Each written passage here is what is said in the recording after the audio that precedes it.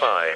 Hey everybody, welcome to Real Life Sci-Fi with Wade and Willie. I'm Wade. I'm Willie. This is a podcast about the paranormal and contemporary mythology. Join us on patreon.com/real life sci-fi for access to 2 bonus episodes a week, video feeds, and more. Visit reallifesci-fi.show for all of our links. Oh, I just want to say before we get started, if you happen to be in the grocery store and you don't know what you're going to eat for lunch and you wander over to the frozen pizza aisle and you don't get a lot of frozen pizza, don't pick Red Baron because it's bad and they overcharge and there's no toppings. And you can look at my Twitter if you want more information. It used to be a fun thing where the commercials had a Red Baron in it. He was like a sexy dude that was serving you pizza, serving single women pizza. Mm-hmm. Yeah, it always made it look really good, but I don't know if I've ever had it until this time, and it sucked so bad. Anyway, let's continue with the show now that I've done our anti-ad. He's a puppeteer who teaches chaos magic. The show is called Death to Realism. It's an existential dance party puppet show. Let's welcome aboard the SS RLSF our guest, Tyler Nacho. Hey, hello. Tyler. Hi. How's it going? I'm wondering what this object is behind Willie. This is this a Bigfoot behind you? Oh yeah, this is the stage squatch. We did this live in the studio for a while, and so I made this last minute, and then one of our old co-hosts covered it in hair one time. And so that was fun. Great. And then these two pieces were left over from a show that I used to do. It was like a sketch show with stand-up in it, elements. And then this is my logo from my fake movie posters. So good. I'm working on a time travel therapeutic Sasquatch project right now. And so there's a lot of Sasquatch imagery coming into my life. Radical. Love that. Time travel therapeutic? Is that what you said? Yeah, there's a concept of like going back into your memories and going to an event that you don't like the way it happened and basically re-watching the event in your mind and doing what you wish you had done and kind of doing that over and over again, and that being like a therapeutic exercise. Trying to change your memories, basically, kind of like a rewriting spotless mind type thing. Mm-hmm. I like that. The version I would teach if I was doing that was like, go back and picture a moment that you didn't like and picture Bigfoot's watching you through the window and you want to impress him. Well, this project, the puppet had like an erotic encounter with a Bigfoot, and it created a fetish for Bigfoots inside of her. But she can't score the Bigfoot anymore. So she's got to kind of change the memory so she can get over her fetish. This is a movie? This is an immersive experience I'm doing. Okay. Awesome. I will say I did get to see the Death to Realism, and it was just really creative and so inspirational. I feel like everybody in the audience got to dance and cry and wanted a hug at the end of the show. It was just really amazing. Thank you so much. Yeah, I love doing it. How do you make a living doing that? It's tough. It's definitely a road that I'm carving for myself that no one else goes down. But a lot of it is like immersive experiences at festivals with puppets. Oh, okay. Festivals, yeah. And these puppets, you got a bunch of them behind you there. Yeah. Mm-hmm. You build all of them? Yeah. I make them all. What's that British? I think it was like a YouTube show, and then it got really popular, and it's with puppets, but it's kind of dark. Do you know what I'm talking about? Oh, Don't Hug Me, I'm Scared. Yeah. They kind of look like that with the mouths and stuff. Yes, I love that. I love that show. You had nothing to do with that. Are you fighting with those guys or anything? No. I love Don't Hug Me, I'm Scared. They're awesome. So how did you get into puppeteering? I grew up like with Sesame Street, but I really got obsessed with Syphil and Ollie. Did you guys ever see that show? I knew of it. I don't think I ever watched it. It was like a sock puppet show on MTV at like 4 in the morning. Yeah. Not a lot of people saw it, but I was so obsessed with it, like getting high in high school. And I still have the song in my head. And I was always like 50-50. I'm like, this is funny, but I can't believe they're making this. Why can't I make this? Exactly. It was very inspiring because it was so low budget and it was so good that it kind of gave me the inspiration to be like, maybe this isn't so hard to do. Turns out it's really hard to make a puppet. It's not that hard to make a sock puppet, though. Do you know about like Mr. Rogers and Jim Henson? And I didn't realize that Mr. Rogers like made all his puppets and stuff. I just watched the documentary, actually. It's pretty cool. Mr. Rogers was so insanely kind and nice. It's pretty rare to have someone that happy and nice in the world. Almost so nice that you're like, what's underneath this? There has to be more to it. You know what I mean? I know, but died. Nothing ever came out. So yeah, no controversy. It's crazy. Just a saint. They should have sainted that guy. And he did too many things. The black guy with him in the pool. Yeah. Oh well, just washing their feet or whatever. Yeah. Just like, because that was in response to like a public pool, like not letting black kids in, right? Yeah. I mean, great guy. What's crazy about, I just read Jim Henson's biography, and one thing that just blew my mind is like the first time he did anything, it just blew up. He was like 15 years old and he started doing puppets, and they just put him on TV. And by the time he graduated high school, he showed up to his high school graduation in a Rolls Royce. He was so rich from making puppets, and literally everything he did just was so huge. Like his first short film won an Academy Award. It was just like the universe was just like, yes, anything you want, Jim. Yeah, this guy, he's crazy. Got it. Yeah. Oh man, I hate that. I'm so jealous of people with talent, dude. So when it comes to the paranormal and conspiracy theories and that type of stuff, how into that stuff are you? I research it a lot. I don't have the greatest memory, but I do read a lot, and I do a fair amount of alien research. But I think it's also, I don't know, alien research has gotten a little frustrating because it feels like we keep getting so close to full disclosure, and there keeps being disclosure, and like people don't care, or there's like all these videos online of aliens, and it's just so hard to know if any of them are real. And like if we ever did get a video of an alien, it would look fake. And now with AI, it would be so impossible to know if a video of an alien was real. And like, so it's really kind of maddening at this point. And I think maybe a year or two ago, I kind of got exhausted from the whole thing and stepped away, because it's just like, how do I even discern through all of the information that's you can't parse. It's like a full-time job just to parse it. You're just like, I just want to know some stuff. I don't want to like be a researcher. Yeah. Why aliens specifically? Well, I also really love cryptids, but aliens are cool because it feels like we're really close to making contact. It feels like it could happen in our lifetime. Like it feels like at any minute now, just more and more is coming out. And I'm like, are we going to get to see the alien technology from the government? Are they going to show us? Like, is this happening? Yeah. So that part. Willie, what's the new date? Isn't there like a new date? Yeah. Have you heard of this? I know you say you stopped doing research a little bit, but have you heard of November 13th? There's supposed to be disclosure happening at a congressional hearing, but these whistleblowers have come out and said, if anything happens to any of us, we're going to full on spill the beans. Wow. So supposedly something big's supposed to come out then. And that's this is exciting. Yeah. The main guy that I saw talking was the guy who did the Bob Lazar documentary, where he put himself in it and had this big dramatic James Corden. Jeremy Corbell. Corbell. Yep. Something like that. So he was out there. James Corden did that. Well, this is kind of a good, because you mentioned cryptid. This is a good time to do the WOW scale. It's a little 5-question quiz. It stands for Wait or Willie. At the end of the 5 questions, I'll give you a score anywhere between 0 and 5. If you're more of a 0, you're more of a Wait, and if you're more of a 5, you're more of a Willie. Okay. Because on this show, I function as the skeptic, but really, I'm just kind of like the sounding board, I think. Okay. I'm an audience surrogate, is what I am. But this is for the listeners to know if they should trust you or not. Okay. Definitely not.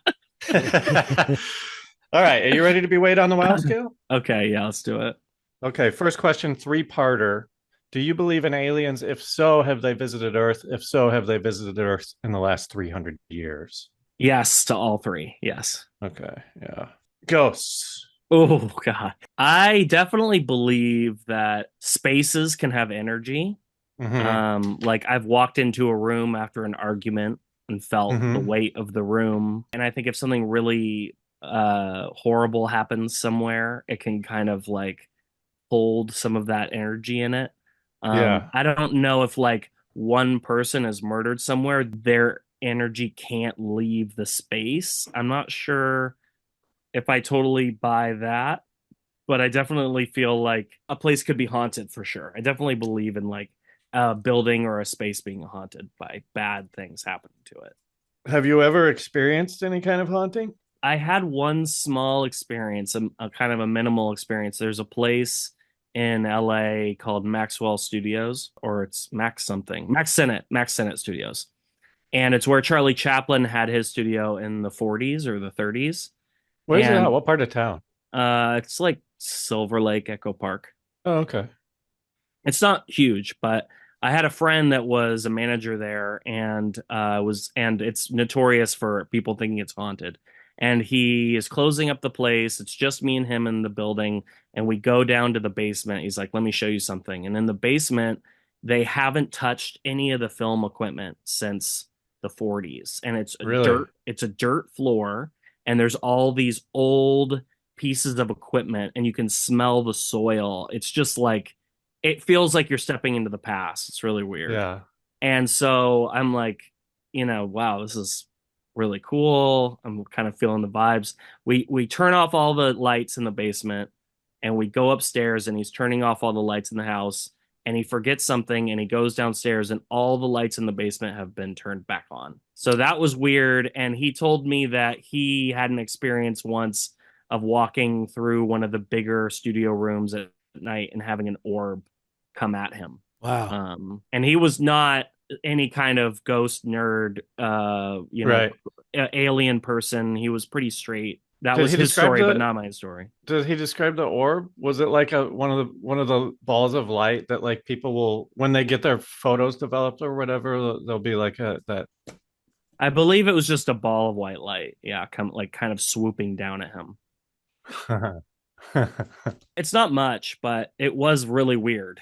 don't know. I think that's the first time we've heard of a ball of light. Yeah. Usually Yeah. it's things getting knocked around or something like that. All right. Question 3, Bigfoot. Who's the woman that like studies gorillas and monkeys? Jane Austen. Jane, Yeah. She believes Bigfoot's real. She And does? Also, the question isn't, is Bigfoot real? We know that Bigfoot existed at one point. The question is Bigfoot still alive? Nice. Love that. Because Wait. we know that those types of monkeys or animals or whatever you call them existed at one point. We have the fossil record. Is it still alive? Man, it's so hard to say. I think I want to live in a world where Bigfoot is alive, so I'll say yes. I'm going to choose that reality. Have you done a lot of research because of your project, or is your project kind of so out there that like the Bigfoot research you can kind of ignore? My project is just comedic. So it's just, I love the legend of Bigfoot. I love the way it looks. I actually just went to the Cryptid Museum in Maine. There's one cryptid museum in all of America, and it's in Maine, and it was pretty cool. I love the abominable snowman too too. far away. Yeah, it's pretty Well, cool. it's the same guy, isn't it? I don't know. That's a good question. Because he's got white fur, so Well, he might have Right. some kind of chameleon camouflage thing happening, And the Yeah. Chinese Why we can't have find the Chinese have a red hair one. That's why oh I really? always say this in Big Trouble in Little China, that red haired creature is like their Bigfoot. Oh. All right, question 4, Illuminati. I think that maybe at one point there was when things were a little more simplified, but I Mhm. feel like the world is so complicated now that any group trying to do that, it would be pretty difficult to get everyone that organized. So I would say the Illuminati, I think there's definitely groups behind the scenes making stuff happen, but as far as one group like controlling world powers and making big moves, I don't think that's real. Beyonce. Did they recruit Beyonce into the Illuminati and No. have her do Sasha Fierce and stuff? I don't think so at all, but I do think that all famous people get opportunities to do stuff for big money from creepy ass people.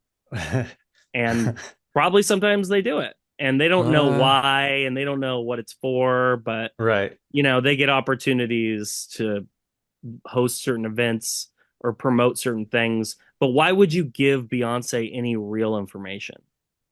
Like, you're going to use her to affect people, but like, she's not going to be a secret agent for, like, why that's not her role. Her role is to like entertain and like convince, like, control people's ideas maybe. But multiverse, you believe in the multiverse?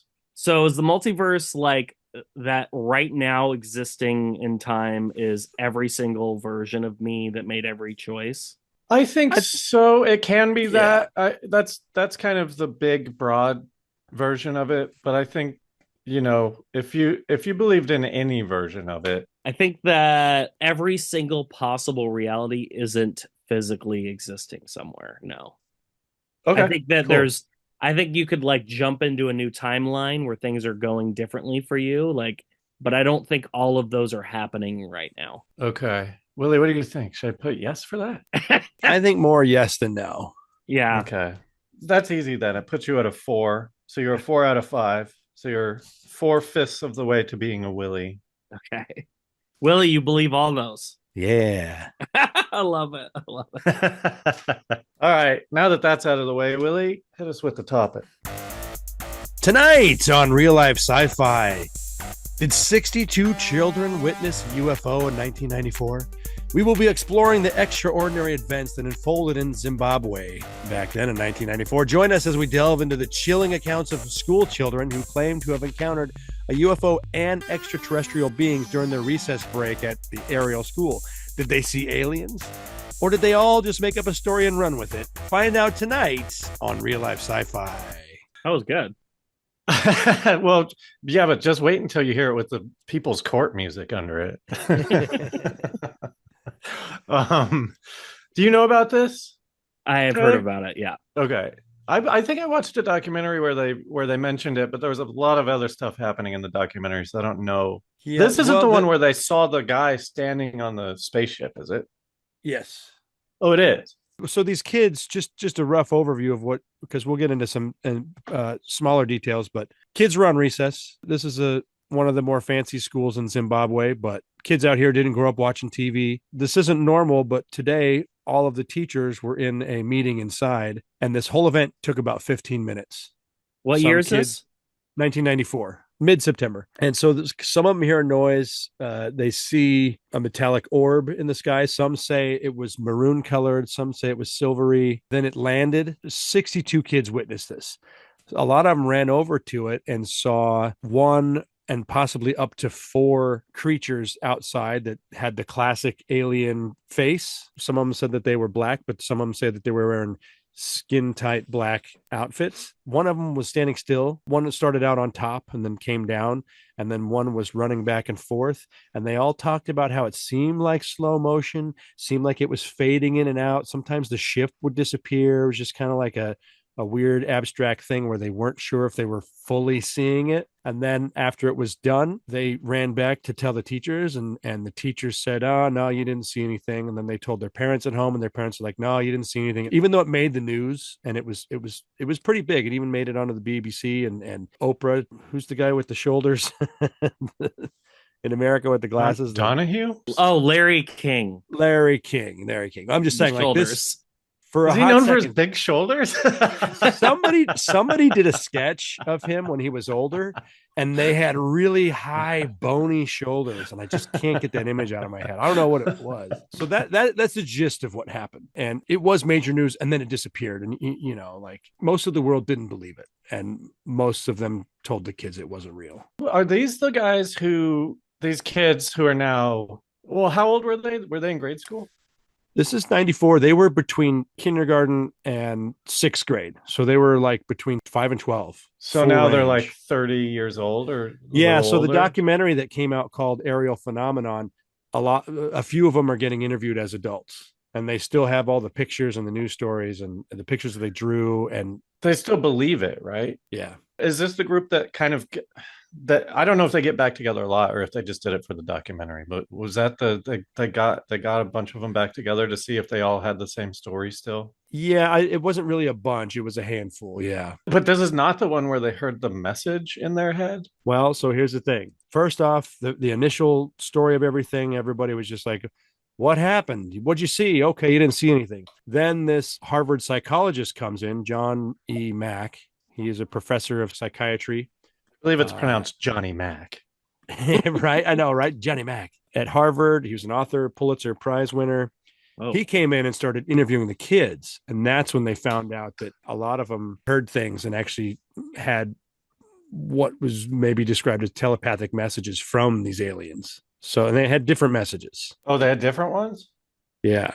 Like not all of them got the same one. It was just kind of like a personal experience. If you're staring into the eyes and you caught that moment, there was something translated to you. Tyler, did you look this up or do you know about it at all?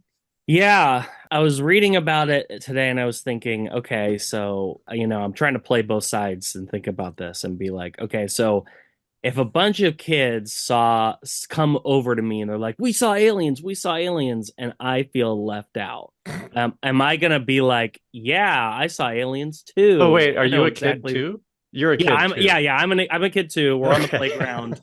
A bunch of kids run over and they're like, we just saw aliens. And I'm like, I want to lie and also say I saw aliens. Mm-hmm. If this is fake, that's the assumption because 60 something kids saw it. So like, obviously, if this was fake, one or two kids make it up and then everyone else just jumps on board, right? Yeah. So I'm a kid that's like jumping on board. My instinct is to say that if I'm just a little kid, I wouldn't keep my story so simple.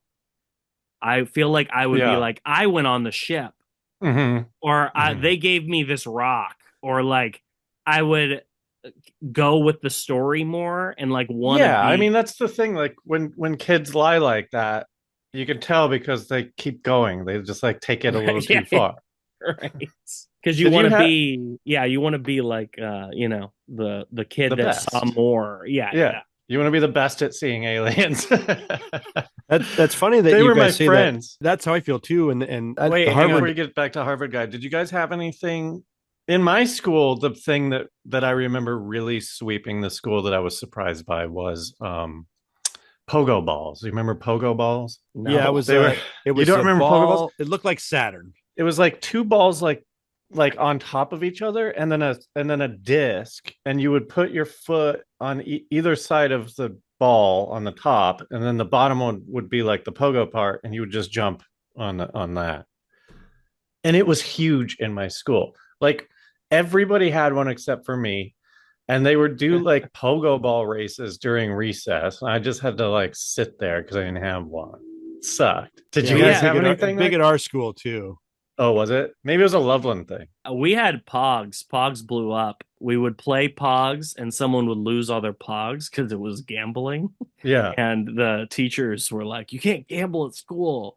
And we had to like take all our Pogs home. And I remember one kid stole a big sleeve of Pogs from me. And I was like devastated. It was never going to be my friend again. Oh my God, I can't even imagine losing a bunch of Pogs. I never got into Pogs because of the gambling aspect. Like, I don't think I could have handled losing Pogs, Yeah. Boy, kid thieves, that's the worst. I had a Game Boy and my friend wanted to borrow one, and I'm like, but you have one. He's like, I just want to borrow it for the weekend. I'm like, okay. And then I got mine back and it was missing lines on it. And I was like, this is yours, man. Oh. But I couldn't tell him, so I got my bigger friend to come get it back with me. Ruthless. I don't think I ever got really swindled by another kid. I don't think. I'm trying to think. My first experience with a kid that at school was me getting swindled, and I knew it, but I let him. Yeah, but it's kind of a good lesson. It's like trust nobody, right? Like just be jaded and hard. I was like, you know what? You can rip me off. It's fine. Like, just be my friend. How'd he do it? Oh, he told me that he had. So you chose the doormat option. Yeah, he's like, I have these stomper markers. You can write on your stomper. Stomper was a battery powered 4-wheel truck that you could just turn on and drive. This is one right here. You just turn it. Oh, this one doesn't. The batteries are dead. The lights are still turning on. A lot of girls got these stuck in their hair because they just keep spinning. But he said, oh, I got a stomper marker. And it was just a broken colored pencil, and you'd mark on it, and the colored pencil would mark the truck. And he's like, I'll trade you some for a stomper. And I was like, I know it's a colored pencil, but you did yes. it anyway, didn't you? Yeah. Oh my God, Willie, what are you just letting people walk all over you? You wanted a friend. I know. I didn't know anybody. Yeah. I was trying to think of like a lie that I told in school. Man, I had a friend to be cool or something. But I had a friend who was definitely one of these pathological liars. But when you're a kid, you don't. I think even since they get better at lying, right? So now they're harder to spot or whatever. But speaking of like the kid lying about seeing the aliens and going on the ship, he just had all these lies like that his cousin was the bad guy in Karate Kid and stuff like that. Gosh. And there was no reason not to believe him. It's like, okay, yeah, that guy probably has family. I don't know. Sure. He's your cousin. Cool, man. I definitely had a kid say that his hands were registered as lethal weapons because I remember that for sure. That's the best.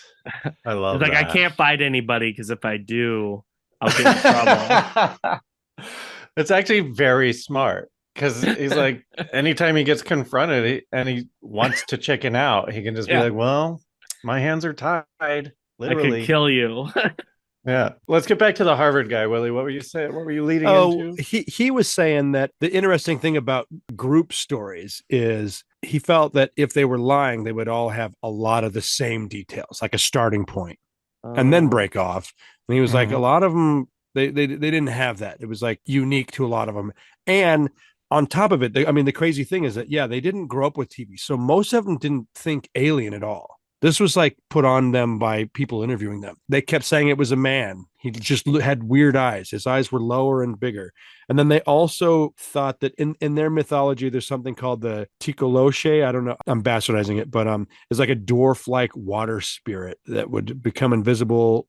At any rate, a lot of them thought it was that, just their mythology. Most of them hadn't seen any alien or UFO shit, which is crazy. I mean, it's 94, but they just don't watch TV. X-Files is on at that point, right? Yeah. That kind of tracks for, I don't know if you guys have ever heard how bad like when the police go to ask eyewitness reports, how everyone kind of has like different stories and everyone saw something kind of different. Like eyewitnesses are notoriously the worst for evidence. It actually makes a lot of sense what you're saying, Willie, that if they were lying, they would all have a very similar story. And if they're telling the truth, they would actually have kind of slightly different accounts. I took abnormal psychology in college because it was one of the, whatever you had to. And we had this really cool teacher. And so he was starting the lecture one day and a guy came in and like shot him with a squirt gun and then ran out. And he was like, all right, so this is actually a test. And he put up like 5 pictures on the overhead and said like, all right, which guy just came in here and shot me? And everyone was like, we don't know. Like, we have no idea. But it's good enough for the courts. If one old grandma. I know, man. I know. So I'm looking at the ethnic groups for Zimbabwe, and I'm just wondering, because you said this was an affluent school. Are these like white? Is there some white kids mixed in there? It's a good mix. I was surprised at the mixture. Not that it means anything. I'm just trying to picture it because we all know the white devil lies, and especially the colonials. I mean, right. I was like, this isn't South Africa. Well, what's next after the Harvard guy? So he's kind of speaking up for them then. Here's some of the details that came out from individual kids. And if you watch this documentary, you see the interview. It's pretty great. What's the documentary called? Aerial Phenomenon. Came out in 2022. It's on Amazon Prime. It's like $10. So each detail is like, I saw one kid saying this, and I don't know if multiple had the same experience, but these are all just kind of different things. Some of them heard a sound, a buzzing noise. They explained it as like an electric station or like bees, but a machine. And that's what made a lot of them run over to that direction. Bees, guys, come here. Right? Like, what the heck is this weird? This is a good perspective that somebody brought up, is that like, this is Africa. As a kid, you raised to be aware of your surroundings. You got fucking lions, you got elephants, you got to know what the fuck's around you, and whether it's school or not. So when they heard something, they went to investigate. I'm like, oh, that tracks, as opposed to like, because they were talking about how scared they were. but it's like, what is this thing? I'm sorry. I pulled up Aerial Phenomenon's website, and the first like testimonial is Dan Aykroyd. Oh God. Well, yeah, he's big in the world. He's into it. He's into it. One kid described the ship that looked like a rock with water flowing over it, with the sun reflecting off of it. Said it didn't look like metal. I thought that was such a great description. And some of the kids were talking about how these entities look like shadows walking around, and the idea that some of them said that it looked like he was in slow motion, like a man running on the moon. Whoa. Like phasing out. Your ship description sounds like Flight of the Navigator, kind of. Yeah, totally. Yeah, that's cool. I just watched that with my kid. I'm like, I was so happy that it holds up. Does it? For kids. I don't know if it holds up for adults. I still like it. I just remember Pee Wee Herman. Is it the Pee Wee Herman eye? Like, I just remember the part with all the little monsters in the collection was my favorite. Well, obviously, yeah, of course you did, because you're like, dude, I gotta make some puppets. Yeah. The movie starts out intense. I was like, me and my wife were both kind of like tearing up and crying, going like, and she was like, are you sure we need to watch this? Because he gets lost right away. Oh yeah. Yeah. Okay. Doesn't he leave for like 30 years or something? And he comes back and everyone's grown. Yeah. His whole family's older. Yeah. And he's like a kid freaking out, going like, what happened? The government's like, come with us. We'll figure it out. Whoa, cool. Missing time is freaky. Yeah. I don't like it. The only experience I have is getting too drunk. I know. And then people say stuff that you did, and you're just like, some of the descriptions was they felt like so they saw one on top of the craft, and then it like phase shifted down or disappeared and showed up back. The other one was running back and forth, slow motion, fluid and movement, flowy, sort of like it glided. I'm like, oh, that's great. If you have this ship, I've just never seen anybody like run around on top of an airplane. I mean, I guess they did back in the. Didn't they used to have those stunt guys that would stand on fixing the it yourself? Yeah. It's just weird to me that they have this ship that is like a Flight of the Navigator ship, and then you get on top of it. Like, why? Like, what? Why? You don't have like a deck that can come out of it or something? Like, I don't know. It reminds me of those descriptions of aliens in the Bible that are like, wings and spinning spheres, wheels within wheels. Yeah, and it's like obvious that whatever they were looking at, they just didn't have the words for. Like, if you brought a spaceship that far back in time, they wouldn't even like know how to really explain it. When you're, it's like, yeah, I feel like whatever the kids are seeing, they are just kind of don't really have a way to even explain it, so they're kind of putting these pieces together. That's a good parallel. I like looking at even cars, wheels within wheels, how people have tried to draw it. We called cars like horseless carriages for so long. So now describe a spaceship. I don't know. It's like a horseless carriage, but it flew. It's like a bird carriage. I mean, it's a horseless bird carriage. If you looked at the drawings that I've made of breaking through on DMT, it's like, it has nothing to do with what I actually saw when I smoked DMT. But whatever that was in that DMT realm was so far beyond anything I've witnessed. I feel like it's awesome. The same thing, That's what we just talked about last week, is the people trying to map that. Oh, yeah. I don't know. Yeah, can we do a real quick tangent and talk about your DMT experience? Okay, sure. Yeah.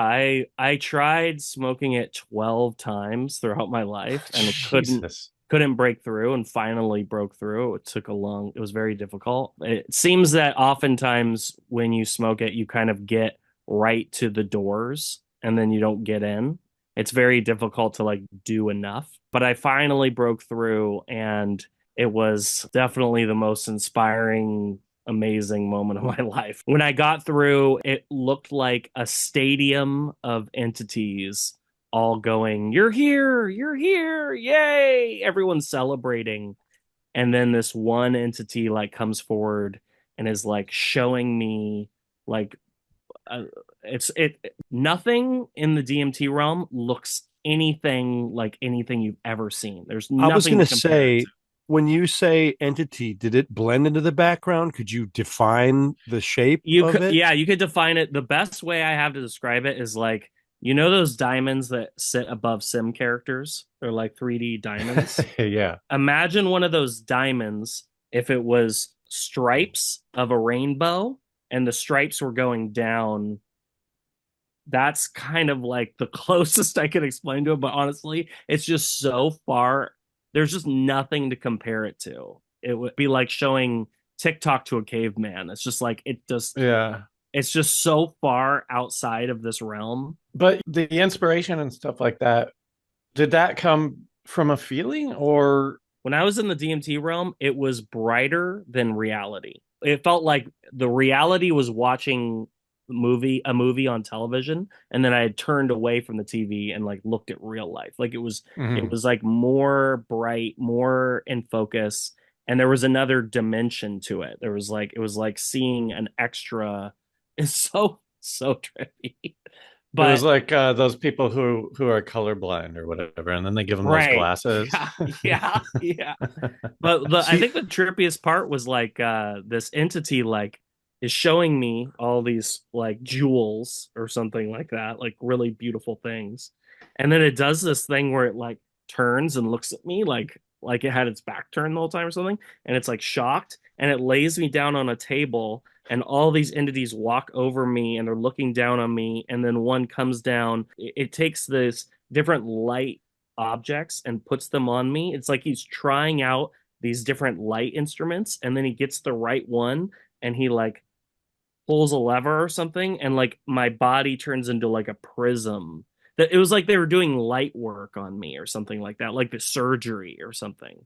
Yeah. It was crazy. So how do you come out of that? Do you just wake up or come to? Or? So the entire time I felt the bed on my body, and at any moment I could open my eyes and be there. Like I always knew where I was. But it's so fascinating that like I do not want to open my eyes because I'm like, this is awesome. Yeah. Seeing the coolest thing I've ever seen. So but I'm like, you're totally sober. You don't feel high at all. And you are completely aware of your surroundings. Like I could still hear everything in the room that was happening. Like if there was a fire, I could just get up and run. And it would be things would be wobbly, but like I could still see. Yeah. Do you feel like you had any communication vocally, mentally, telepathically, any sort of you? Yeah. It was me going, oh my fucking God. Oh my fucking God. Oh my fucking God. Just that over and over and over again. Did you have friends in the room? Holy shit. Holy shit. Holy shit. Just doing that. Did you have friends? I had a friend that was helping me, and yeah, he was he knew he had done it before. He was the reason I was able to get through because he knew how. And was there any kind of, I'm sorry, I keep interrupting. Was there any kind of time difference? Like, did it feel like you were there for a long time and then your friend was like, oh no, it was like 30 seconds or something? It was about 10 to 15 minute experience. And I don't remember that being like very jarring, the time difference, but it was just, it's so enthralling that like before you know it, it's over. And it was also, there was definitely a very real experience of it feeling like very familiar, like I was returning, like I had been there before. Similar to deja vu, where you're like, oh, wait a minute, this is familiar to me. Okay. My last question on this, do you think it's simulating death? Because that's the whole thing with DMT, right? It's releasing the same chemicals in the brain as when you die. It felt like it to me. I definitely believe 100% that there's more things after you die, after that experience. Whether I get to keep my personality, whether I get to keep my ego and continue on my like journey of like learning, or whether I get like reincarnated into a baby, I don't know. But I definitely felt like that was the place I'm gonna go when I die, you know. Radical. But that's just an assumption. That's not like a feeling, like a truth that I downloaded. Sure. That's just like me putting the pieces together and being like, seems like it. Because you mentioned ego and personality, did it feel like you were not yourself when you were there? Totally myself, totally sober. Okay. Just kind of in shock by how cool it was. Yeah. God, it sounds awesome, dude. It is awesome. Are you trying to do it again, or are you like, I Yes, don't want yeah. to tempt you Oh up? no, I want to do it. I actually just emailed these researchers in San Diego who are doing intravenous DMT, and Ooh, I'm like, sign me up, please. I want to do hard. that so bad. Yeah, Where is right. it? They try to. San San Diego. Diego? I Yep. Let's didn't know go, San Diego man. was doing it too, but that's the thing. They do a slow drip, and they can keep you in for an hour. Can we do that? Please, Let's do it. Can we do it? please. Send us that link. I want to do that. I I know, never right? even done the smoking thing. I'll probably lose my fucking mind. But I do like the fact that there's doctors there going like, well, we'll take care of you if it, Mm-hmm. if it takes a Mm-hmm. lot of anxiety away. Yeah, oh, Yeah. totally. Yeah. It's very scary. Um, It feels to me like jumping off a high dive or something like that. Oh yeah, but that's only scary because of how exhilarating it is, right? I mean, Right, like right. it's going to be awesome. The minute it hit, I was completely calm. But the moment before was really scary. Mm. Will, are you good with the temptations yeah, about the yeah. aliens? So I will say the reason why I asked if the entity had a defined outline, because when these kids are talking about this stuff phasing out, it makes me think that maybe these entities are like in a different. I don't believe in the physical realm, but these things being in some sort of parallel dimension, yeah, maybe they would look like they were phasing in and out. Or if there's something you had never seen before and can't define, maybe your eyes can't actually define what it is, and that's kind of why they're disappearing a little bit. I don't know. I thought that was fascinating. I think that seems right. But the question though, like, for Tyler is like that to me would be really like off-putting. Like to not be able to like was it like overwhelming in that like your senses can't like make sense of what you're seeing, or were you just like fine with the whole thing? I think for me, I'm always watching crazy ass horror movies and I'm like always like drawing monsters and looking at weird stuff. I'm such a visual person that it's pretty easy for me to like interpret visual information where maybe other people would feel differently. But for me, I was just eating it up as inspiration. Just like, oh Yeah. my God, this is getting the downloads. So as the this guy John Mack was interviewing them, here's a couple things some of the kids said was one girl had a feeling from looking into the creature's eyes that if you want, you can come with me. And right. And then That's that another same high kid, dive feeling, right? Because you're like, oh, I want to, yeah, this but girl, when should she I? was saying it, she was like crying still, like he Like she what missed said I out. could. No, like she was so scared. Oh, And yeah. then one kid said that there was some sort of message about pollution that, like, uh, uh, just from staring at them, that somehow we're making harm on the world. Um, That's and the and part it was nothing specific. I know, but that's the part that kind of now I'm like, meh, because it's like, well, for one, like, would aliens even care if they're like these trans-dimensional kind of guys? It's like, well, I don't care about these people, Well, and I agree with you, but here's the other message that one kid got was a vision of all the trees in the world falling over and then people suffocating. And that immediately makes me think, oh, these are interdimensional. I mean, these beings live here too, and we're gonna kill them too if we kill the planet. But I guess that's a little preachy. That's a it seems little like they too would just kill us though if they're in danger, well. right? And one message was we mustn't get too technologied or whatever. They pronounced it wrong. I forget the wrong, but it was funny. But I'm just like the weird thing is this. It's everything that we've been doing. I would feel like they should be smart enough to not give this message to kids, but maybe they've already tried to give this message to adults. But the message was so bad that I don't believe that this was actually like a hey, let's tell these kids this stuff. I feel like they somehow went down and that was just some messages that happened, and I don't think it was an instance of let's communicate, let's warn these Right. people. It's almost like if you stop somewhere for gas and you see somebody and you're like, "Have a good day." Like Yeah. you're messing up the planet. Maybe check this out. Pretty 'Cause- dirty over yeah. here. Just You- saying. Yeah. Because you're right. If they wanted to communicate that message, that's a pretty terrible way to do it. Like do it to some children and then run away real fast. Like Right. it would be easier to like find a bigger group of humans in general and be more obvious about The it. Super Bowl. Just go to the Super Bowl. Yeah. Well, but here's the crazy thing, Kay. The Phoenix Lights happened after this, but so the Phoenix Lights, right, Tyler? It's just the No, what's that? in March of 1997. This giant, slow-moving craft flew over the whole state of Arizona, and there were hundreds of witnesses, and Whoa. it was a pretty big deal. But in the same vein, if you were trying to make some sort of, you wouldn't do it at night in a ship that was black against the black sky. So like, I don't think that was any sort of message either, but I feel like there's one thing that we can be sure about with aliens is that they're not trying to communicate. And if they were, they would just do it. Like, Yeah. I think it's pretty obvious that they're either not interested in being seen or they're purposely hiding. I agree with you. My parallel is, we're not talking to dolphins or octopi. We know they're smart. We're not talking to them. Gorillas, Yeah. like we taught a gorilla sign language and it felt like there was communication, but we're not actively trying to talk to any of them. So Right. we're, they're just going about their business and they just happen to be here too. Yeah, we focused all our attention on like a handful of gorillas. So maybe they focused all their attention on a bunch of hillbillies in Alabama or something like that. And Right? They have no concept of how dumb we really are.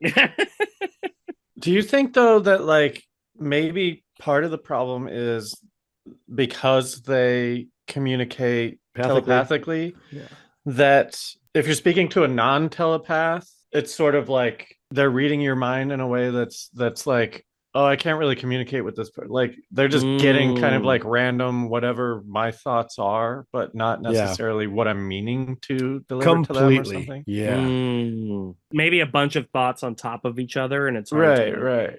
And that's why they all got different messages or something. Yeah, they did. There wasn't any concrete.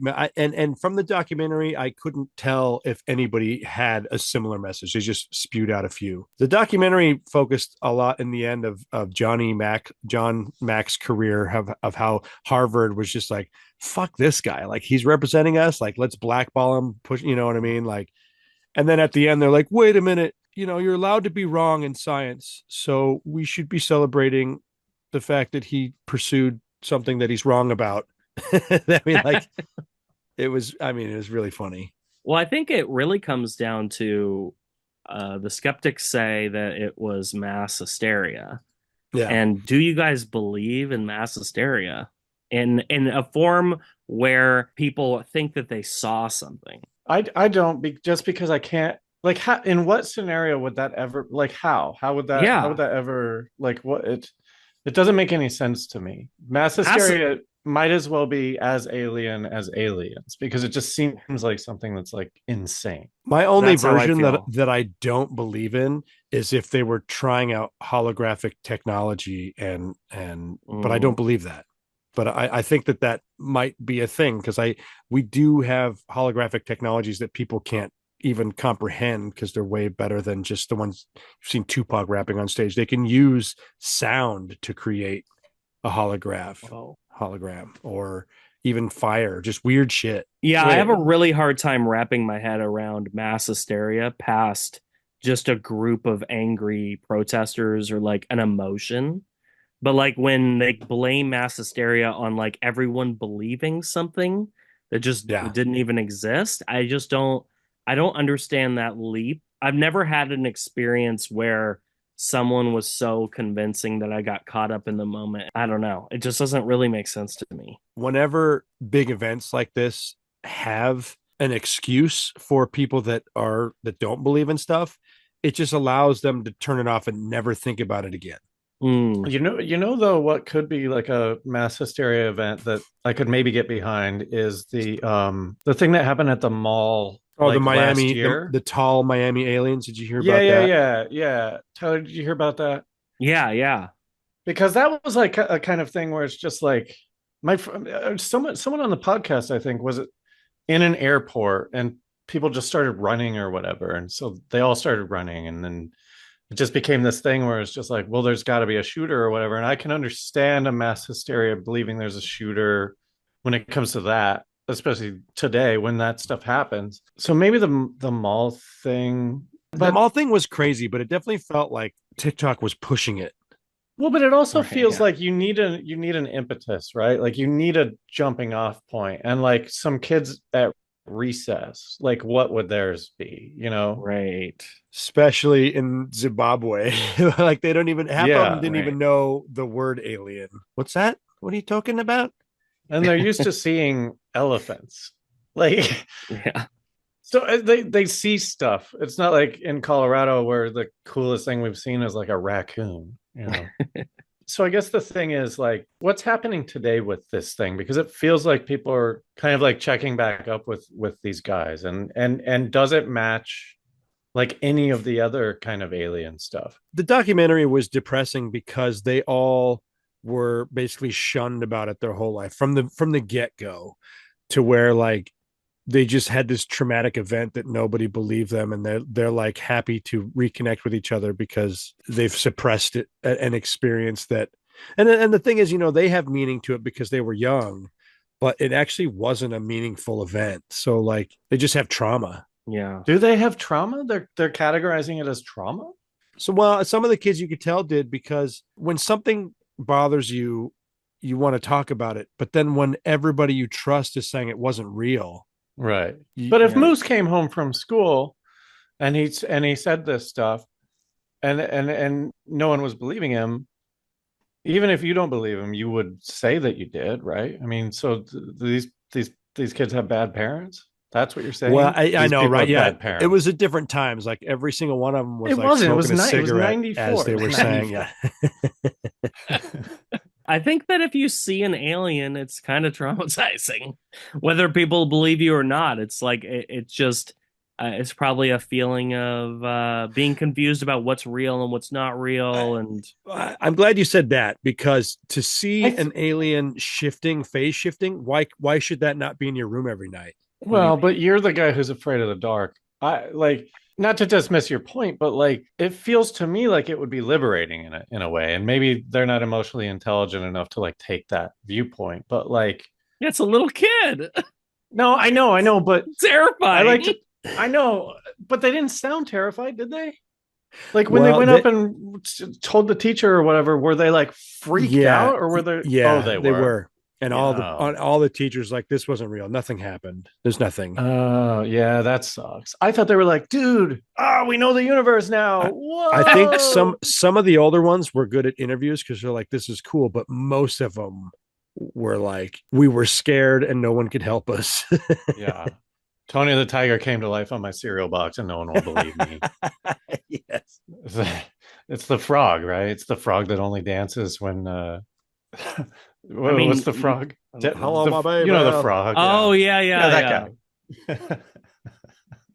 Yeah, they're lucky none of them got abducted. That's pretty cool. All the news coverage definitely shifted, and they kept saying the word abduction. I'm like, there was no abduction. These kids witnessed this thing. Like, and so Well, like but hang on. everybody's skewed in their mind. Yeah, go on. When you're into this and you're reading about all the alien stories and the abductions and the cow mutilations and stuff like that, and then there's this story, which is kind of just like they came down and they like kind of danced around on their ship and then they bolted. Does that match with any of the other things? Like no one got abducted. Like does it give it more or less credence? Is my question clear? For me personally, actually, Tyler, if you want to answer first, I don't want to put anything in your mind. I didn't understand the question. So the question I'm saying is mostly we talk about like hillbillies seeing aliens and then none of us believing them, right? Right. And the cow mutilations and everything. I've never heard a similar story where aliens just kind of came down, made their presence known, did some telepathic shit. So I'm wondering if it aligns with any of the other, you know, quote unquote sightings, or if it throws a wrench into the sort of narrative of aliens. I think there's a lot of sightings where people just see crafts. Oh, really? Yeah. Well, the ones where their power goes out and stuff, right? Like the one from for the Close Encounters of the Third Kind. Yeah. That was a normal experience for a while. What supported things that I came into was like, oh shit, whatever the skin tight suit is, that like I've heard many different versions of them wearing a suit. The way that the kids described it, tracked, and then like, because I believe there's multiple entities just always around us, different races. Yeah. I'm like, oh, whatever they were doing, maybe they were doing something to their craft, because it was on the craft and then they disappeared, and we don't fucking know anything. They brought a Geiger counter out and was like, oh, it's all normal out here. I like the idea that the aliens crash momentarily and these kids walk by and the aliens are turned over. They're like, hey, kids, you might want to clean up your shit. And then they drove away. Yeah. They're like Karens in a way. They like drive through a bad neighborhood and like their car breaks down, and instead of like, they're just like, what's up with this? Like, fix your fucking neighborhood. You're all gonna die if you don't figure this shit out. Like, hey man, these trees, you kind of need them. See ya. I guess my question is, does this help believe in aliens, or does it conflict with like the sort of like status quo alien? Like, to me, I think that the most suspicious thing about alien encounters is when people are making money off them or getting attention. And I think so whenever I hear an encounter where someone doesn't obviously have a way to benefit, it makes me feel like it's more legit. So to me, this does add legitimacy to alien encounters, because these kids weren't trying to write a book or something. And when the documentary came out, I don't think any of those kids decided to write a book that came out with the documentary or anything. Yeah, and this is 30 years after the event, and like they're crying about it with nobody knowing that they're crying about it. Yeah, and none of the parents made a movie about it, or it was just a thing that happened and no one found a way to make money off of it. So it seems like it has more legitimacy in my mind. And part of it too is like, it's kind of it's a boring story when it comes to aliens, right? Like, yeah, no, they came down and then they left. Right. Like, yeah. All right, go ahead. Try and make a movie out of that. I like the idea that maybe we somehow created synthetic life, AI, whatever, and these are just synthetic humans from the future, like trying to commit suicide, going like, hey, watch out for technology, man. Like, you guys maybe should chill out on the technology. We don't want to exist. I love the concept that grays are basically like their version of a robot that they send out, that they're not even actual entities. They're like emotionless AI is what a lot of people say the small grays are. Yeah. Right. Yeah. They're slaves. That's interesting though, slaves. because like, how long did it take? It took us getting to the precipice of AI to assign that, right? Like, nobody had that thought before we started cracking AI. Well, I think that's been around for at least a decade, because when people look into their eyes, they don't feel emotion. So they may have assigned that onto the idea that they're somehow technologically advanced, but they don't have emotions. But the big black eyes, some people think is some kind of light covering. Or a helmet. Ooh. Right. Yeah, yeah. When you look into a bug eye, like you project. Right. The bug isn't thinking anything. Well, there's also that whole philosophy Terrence McKenna had about like, as we evolve, we're going to have telepathy, and we're going to be able to move things with our minds. And basically like our muscles will become less and less useful as robots take over things. And then, people say we're going to get fat in the future, but the reality is we'll probably be able to control how the food affects us and stuff like that. Yeah, you're not going to eat burgers all day when you have a tube. Right. Or and you will, and we've got some kind of fat pill. I mean, Ozempic already exists, right? Exactly. So like in 50 years or 100 years, our brains keep growing, but our bodies get smaller and smaller. Yeah. Tell that to the bodybuilders, though. I mean, like, that's always going to be a thing. What about a jacked small gray? Just like, dude, just competing. Yeah. Jacked Gray is a movie I want to watch. Kicking over all the scientist grays and taking over the spaceship. Oh, you don't believe in us, huh? How about this? Then the other grays are like, he doesn't represent us. His telepathy isn't as good because he's got muscles. He's on steroids. That's good. That's pretty good. A new robot that makes you stronger. A little microscopic robot called a steroid that makes you strong. Oh, yeah. It works out your muscles in your sleep. It's just like... Yeah. Yeah, it's the exact same thing as those like pulse things that people stick on there. Only it's inside. Well, we should start to wrap it up. Do you have any kind of like... Do you believe this? Do you guys believe this? I I do. 100% do. I think that there's too many witnesses and there's nothing significant about it. So I love it. Yeah. That's what's so cool about it is it's big and small at the same time. It's really cool. And I honestly, I just want, I wish there's this British series, and I don't remember what it's called because they change the name of it every 10 years. And it's called like, they just decided, these Brits decided they were going to document these children for their entire lives. And so they check in with them every 10 years.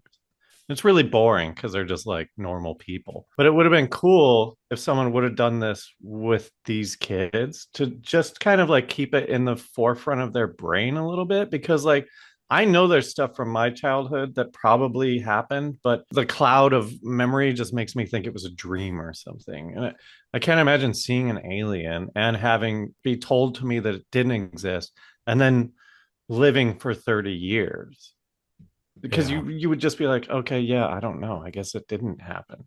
You're just gaslit by like society. Well, there were reporters and there were like they were doing drawings of the aliens and stuff. So there Oh wasn't yeah, enough I forgot. there was enough Yeah. time for them to like draw it and be asked what it looked like to at least cement the memory. Yeah, A lot of the totally, interviews totally. were group interviews. So it's like, who else is important here? Mm, I get that too. right, right. Yeah, but that's like a bad leading. Then you're installing stuff, right? Because then the other kid says something and you're like, oh, yeah, now I'm rewriting. It's just like your movie about like rewriting memories. Because every time you think of it, you're rewriting the old version. I don't want to blow up your shit, but it seems like I believe it happened. I don't know if you can trust any of their memories at this point. Yeah. Maybe I don't believe that. Oh, here's what I wanted to ask before we close. I thought the ship was like hovering. It was on the ground. It was hovering and then it landed, but nobody actually saw it land. I think the noise, they think that some kids saw it and then they heard it and they went over to where it was. Okay. And it was on the ground when they saw people walking around on it and stuff. Yeah. Oh, that makes a lot more sense. I was picturing it in the air and they're like running around on it like a bunch of What kind of bullshit Evil Knievel's. UFO has to land? UFOs don't land. They just Yeah. they just Yeah. chill. In the future there is no ground. Yeah. There's only more areas. One kid said they heard some sort of whistling. So I think that the ship had some kind of problem and that electrical buzzing sound they heard drew them over to it, but they fixed it and then they left. Oh. It's a fun thing to talk about, and we're not going to get to the bottom of it. Maybe these guys who made aerial phenomenon will like follow up or whatever. I mean, I don't know there... if there's any more to follow up on. That's just a thing that happened, and yeah, we can believe them or not believe them. Maybe okay, because you said in our lifetime you're expecting contact, right? Yeah, I'm hoping. Maybe at that point they're going to be like, these guys are with us. These 63 kids. Picture them having they're working on like recreating people's dreams using neuro pathways and whatever. What if they could recreate memories that people had so we could watch them? I'm like, that's a cool future. Oh, if you could rewatch your life. Oh my God, that'd be so good. I know. Instead of looking at a picture like, oh man, but without the emotions attached to it, so you could watch it and not be sad. That'd be so cool. It would be amazing. I just don't think. I think those files are corrupted by time, right? Yeah. Like, do you think that you could?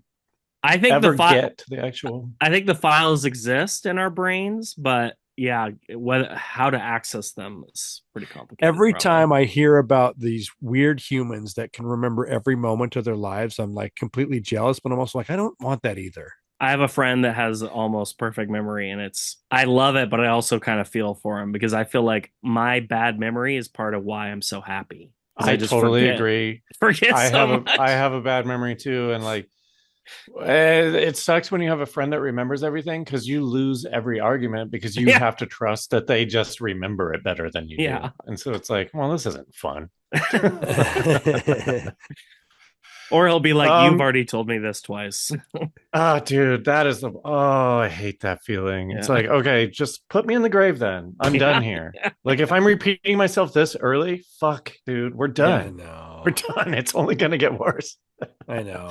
I drove by this place that used to be a Pet Boys, and every time I told Sean, I have my car towed here so many times, and she's like, "You tell me every time we drive by it," and I'm like, Oh, I'm sorry. it sucks. I'm trying to point out how far away it is. Not that it was an experience that I enjoyed. What's your other thing? Because we mentioned Death to Realism, and that's something that is just, well, I didn't even ask where you're located or anything like that. I you live in LA Los guy? Angeles. Yeah, I live in Los Okay. Angeles. So the Death to Realism, was that the thing you were traveling around with, or was that the other thing? Yeah, I was on tour with Death to Realism. I went to Nashville and Maine and New York and Oakland, and that was just a part of it. I've been all over the world with it. Is it something that you do frequently? Like, are there Yeah, is it plans still to going? travel around again? Yeah, and I'm going to do a few more shows of this one, and then I've got a new show that I'm working on right now that I'm going to debut soon. Is that under the umbrella of Death to Realism, or will that be Yeah, called it'll be something like else? chapter 2. Yeah, Okay. yeah. And then your zine, you have a zine too. Is that Yeah, ongoing? it's a magazine called Kill Pretty, and it's a lifestyle magazine about everything from I interviewed like one of my favorite movie directors, Brian Usna, who directed From Beyond and Society. Oh, cool. And so there's like film directors, there's skateboarders, there's graffiti, there's sex, drugs, fashion, photography, a little bit of everything. It's a full color magazine, 140 pages with no ads. I'm releasing a new one at the beginning of next year with this incredible director named Tamara Davis. Tamara Davis directed, have you guys seen CB4? Chris Rock's gangster rap Yeah. parody. Yeah. She directed CB4, then she directed Billy Madison, and then she directed Half Baked. Wow. And she also married a Beastie Boy and was best friends with Basquiat. She was like one of the most interesting people I've ever met in my life. So I interviewed her and a lot of really cool stuff in the new issue. So how do people get that? Is there a website or something? Yeah. Killprettymagazine.com is where I sell that. But everything that, if you want to find me, my Instagram is the letter T Nacho, like Tyler Nacho. T Nacho is my Instagram. And yeah, I'm always updating with I put out a lot of products and comedy videos and puppet videos and all kinds of stuff all the time. So amazing. Do you have spare puppets you don't care about that I can just like take and then give you back? You want to borrow a puppet? Yeah, you could. Yeah, I want to just borrow a puppet. Yeah. Okay. All right. If I ever need a puppet, yeah, I can hook you up. Yeah, but you won't know what I did with them. Like, you'll get them back and be like, "What have you seen?" You know. Well, now that you've said that, I'm going to give you a really old puppet I don't care about as much.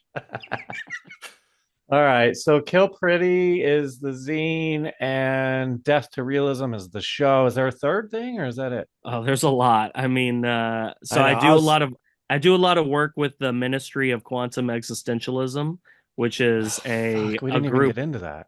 It's a group in Mount Shasta that does occult research and teaches astral projection and stuff like that. Okay. Well, what's that There's called? A lot of stuff. The Ministry of Quantum Existentialism. Wow. Do you mind? Because we got to start this bonus episode. I feel like we should just talk about that because I love talking about that stuff. And if you're out there and you see anything he's doing live, don't miss it because it's so worth it and it's so inspirational. Like I'm never gonna miss another show of yours. Oh, thank you so much. Me neither. As long as I'm on the list. Yeah, get on my mailing list. Oh no, I meant the free. I want to get in free. Come on, we're friends now. Okay. We could do that. All right. Well, dude, thank you so much for being here. And this is a lot of fun. And thank you everyone for listening and watching on Trub Home Video. Go to patreon.com/reallifesci-fi. We're going to continue this conversation with Tyler Nacho about the Ministry of Quantum Existentialism. I'm so excited. I'm very excited. So we're going to do that over on the Patreon. So sign up. Thanks for listening. I'm repeating myself. Just because you're paranoid doesn't mean they're not after you. We'll see you next time. Bye. Bye. Is that your default puppet voice? Yeah.